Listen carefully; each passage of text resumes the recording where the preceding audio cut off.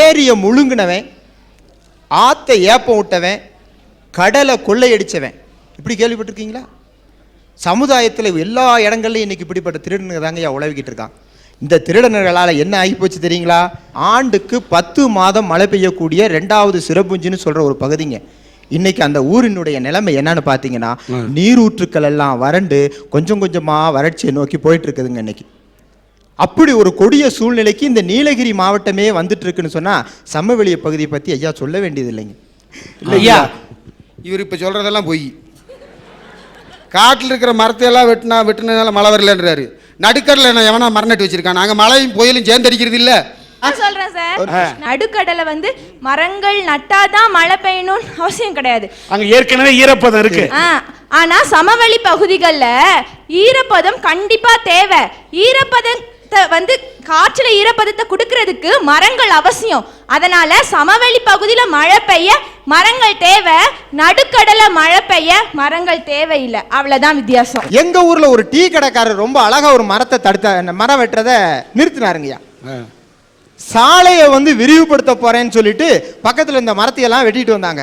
இவருடைய டீ கடை பக்கத்துல பாத்தீங்கன்னா ஒரு பெரிய மரம் இருந்துச்சு. அளந்து போட்டு போயிட்டான். உடனே இவர் என்ன பண்ணாரு, சபரிமலைக்கு மாலை போட்டிருந்த நேரம் அந்த இடத்துல ஒரு வேலை குத்தி வச்சு ஒரு விளக்க பத்த வச்சு கட்டிட்டு சபரிமலைக்கு போயிட்டாரு. மரத்தை வெட்ட வந்த ஆளுங்க என்ன பண்ண, அதிகாரிகள் ஆகா இது சாமி மரமாச்சேன்னு சுத்தி கும்பிட்டு விட்டு போயிட்டான். ஐயா இவர் சொன்னார்ல மரத்தை காப்பாத்துருக்கு, அந்த ஆள் ஹோட்டல் வச்சுட்டு இருந்தாரு, ஒழுங்கா வருமானம் வரல. உடனே ஒரு ஐடியா போட்டான், சாமி படத்தை மாட்டி மரத்தை கடிச்சு பக்கத்தில் உண்டியில் வச்சா நல்லா வருமானம் வரும் இல்ல, அதனால தான் மரத்தை காப்பாத்தினான். அங்கேயும் காசு தான் வந்துச்சு. ஐயா, உண்டியல் வச்சது உண்மைதாங்க, காசு விழுந்தது உண்மைதான். 3 மாசத்துல அந்த உண்டியல் காணாம போச்சு. அதை திருடினது இவர் தாங்கிறது எனக்கு மட்டும் தான் தெரியும். அதை வெளியில சொல்லல. இன்னைக்கு சாமிக்கு போட்ட காசு எங்க போன, என்ன சாமியை தூக்கிட்டு போகுது, எவனோ கொண்டு போறான், சாமி கொண்டு போச்சு நினைச்சிட்டு இருக்க வேண்டியதுதான். ஐயா, இப்படி அழிக்கப்படுற இந்த நீலகிரியினுடைய சிறப்பு 1, 2 இல்லைங்கய்யா. இந்த மலை பிரதேசத்துல பாத்தீங்கன்னா 2200 வகை தாவரங்கள் இருக்குங்கய்யா. அதுல 86 வகை தாவரம் பாத்தீங்கன்னா இந்த நீலகிரி மண்ணில் மட்டுமே வளருங்க. இதை வேற எங்கேயும் கொண்டு போய் வளர்க்க முடியாது. அது மட்டும் இல்லைங்க, 3 மாநிலத்துக்கு தேவையான ஆறுகளை உற்பத்தி செய்யக்கூடிய இயற்கை நீர் தொட்டின்னு இதுக்கு பெயர் பெற்றிருக்குங்கய்யா. அந்த இயற்கை நீர் தொட்டி இன்னைக்கு என்ன ஆயிருக்குன்னு கேட்டீங்கன்னா கொஞ்சம் கொஞ்சமா அழிந்து வறண்டு அந்த இருந்த ஆறுகள் எல்லாம் இன்னைக்கு ஓடையா மாறிக்கிட்டு இருக்குங்கய்யா. ஒரு மலை பிரதேசம்னா 66% காடு இருக்கணுங்கய்யா.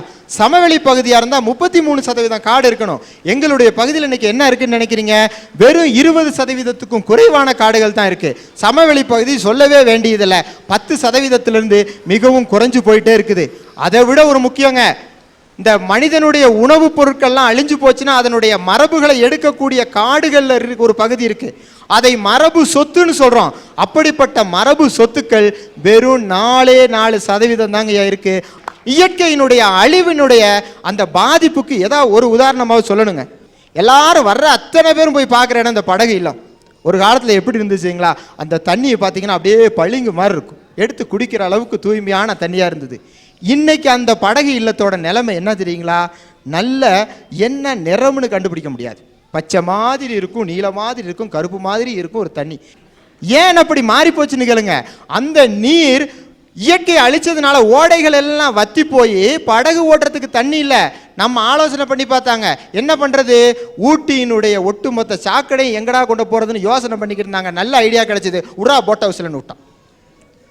ஒட்டுமொத்த சாக்கடையினுடைய சங்கம் ஐயா அந்த ஏரி. இன்னைக்கு வருகிற எல்லா மக்களும் அதில் போய் அழகா காதல் ஜோடியை பார்க்கணும். அதுக்குள்ள அந்த படகுல இருந்து தண்ணியை விட்டு அந்த கையில் அள்ளி தெளிச்சு புல்லரிக்கிற அந்த காட்சி இருக்கு பாருங்க.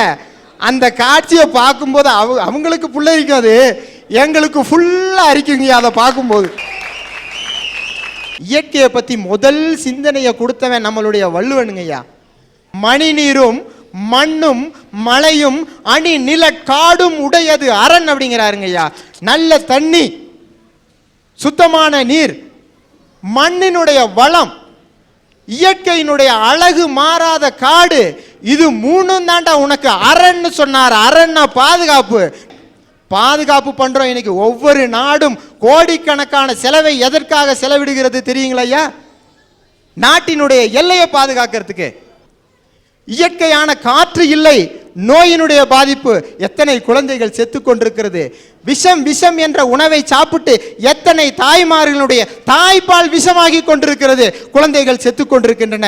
பணம் பணம் பணம்னு சொல்லி இயற்கையை அழிச்சு தனக்கே கொல்லி வைத்துக் கொள்கிற இவர்களை போன்றவர்களால பாதிக்கப்பட்ட மக்களுடைய சார்பா அழிக்காதே அழிக்காதே, இந்த இயற்கையை அழிக்காதே, இறுதியில் பணம் உனக்கு கொல்லி வைக்காது, நீயே உனக்கு கொல்லி வைத்துக் கொள்ள போகிறாய். தயவு செய்து நினைத்து பாருங்கள்.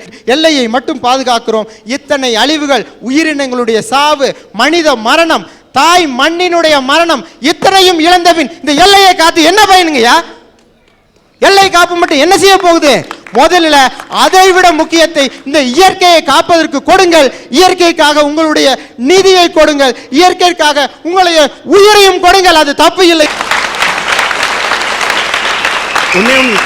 தமிழ்நாட்டுக்கு சார் இப்ப 2007 இருக்கும், 2025க்குள்ள கிட்டத்தட்ட 12 கோடி மரத்தை நாம் நட வேண்டும். நட்டாதான் தமிழ்நாடு வளமா மும்மாறி பொழியும். அதனால தான் ஊட்டியை சுத்தி பார்த்தேன்.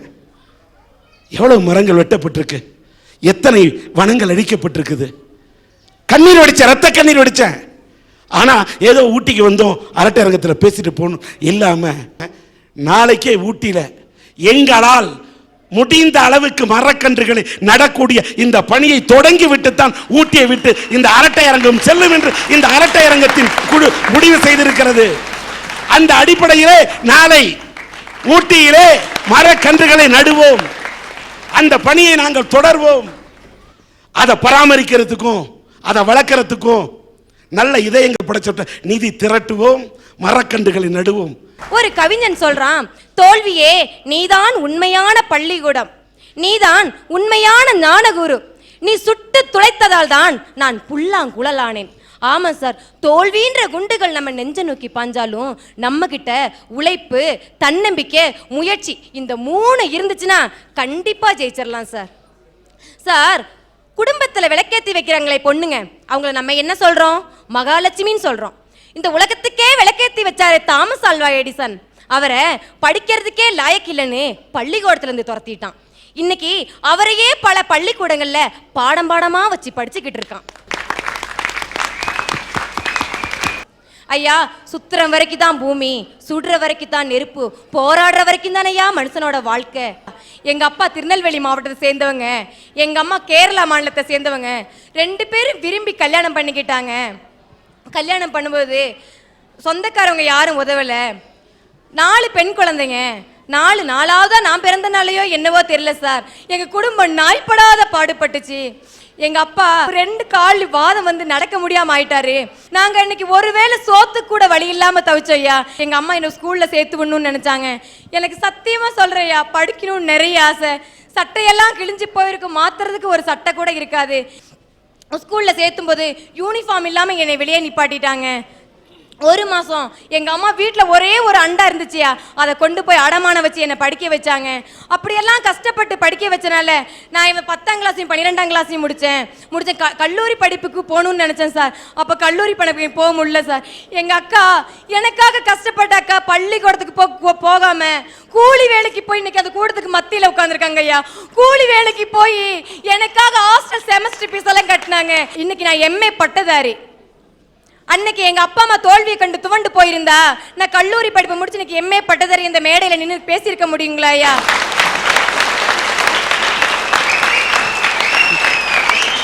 6 மாசத்துக்கு முன்னாடி பஞ்சாயத்து தேர்தல்ல பெண்கள் தொகுதியை எங்க வார்டு அறிவிச்சாங்க.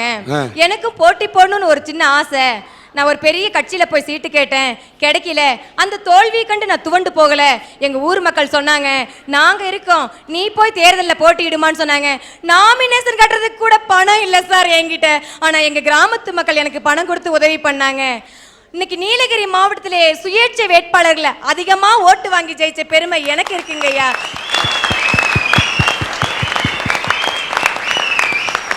நன்றி.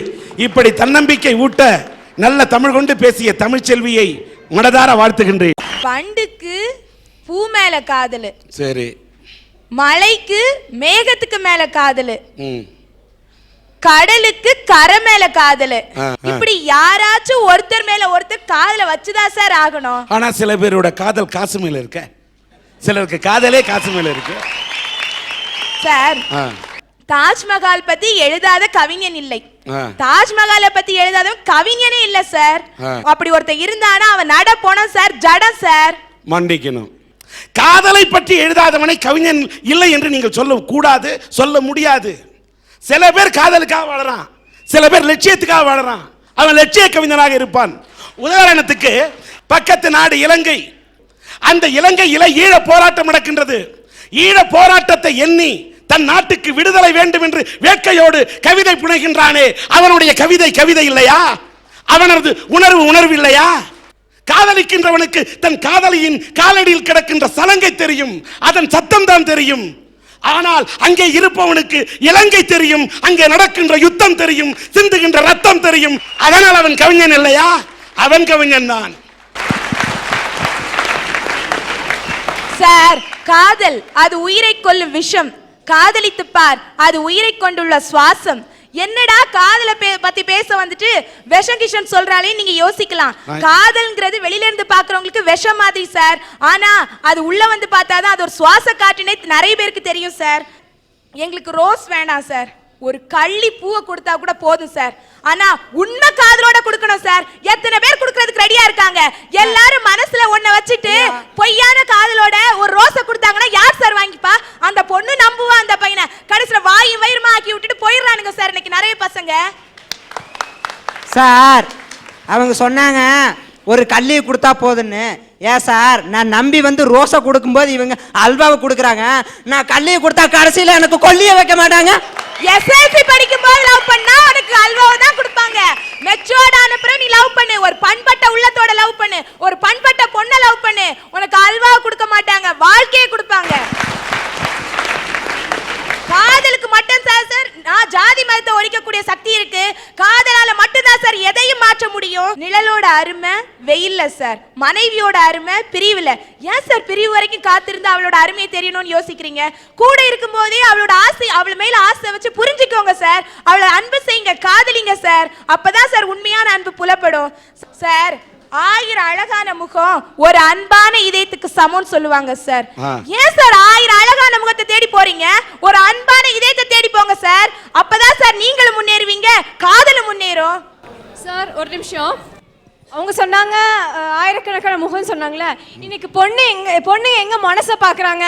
நான் கேட்கிறேன், ஒரு பையன் நல்லா கருப்பா இருந்தா அந்த பையனை அந்த பொண்ணு திரும்பி பாப்பாளா? திரும்பி பார்க்க மாட்டா, சரியா?